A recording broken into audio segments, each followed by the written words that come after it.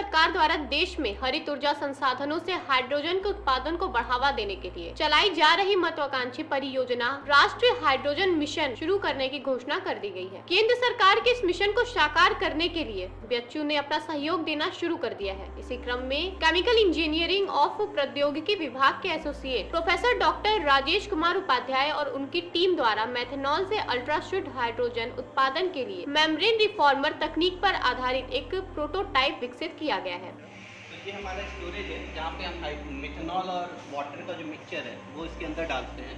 इस पंप के थ्रू हम इसको इस रिएक्टर में फ्यूज करते हैं और इस रिएक्टर में कैटलिस्ट है और इस तरीके के मेम्ब्रेन्स हैं जो हाइड्रोजन को सेपरेट करते हैं। तो बेसिकली इसके अक्रॉस रिएक्शन हो रहा है, हाइड्रोजन जो है उसके अंदर से जाके ऊपर से निकल जा रहा है, जो वेस्ट है जो बचा हुआ है वो यहाँ से निकलते हैं, यहाँ से सेपरेट।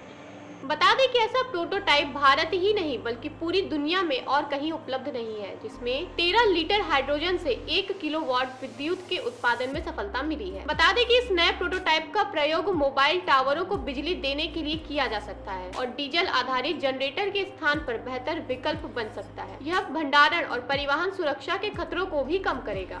में हम लोग हाइड्रोजन को जनरेट कर रहे हैं मिथेनॉल से। हम 25% मिथेनॉल लेते हैं, 75% वाटर लेते हैं, उसको आपस में मिक्स करके एक रिएक्टर में डालते हैं जिसको हम मेम्ब्रेन रिएक्टर बोलते हैं। उसमें नीचे कैटलिस्ट होता है, ऊपर हमने मेम्ब्रेन बनाया है वो रहता है।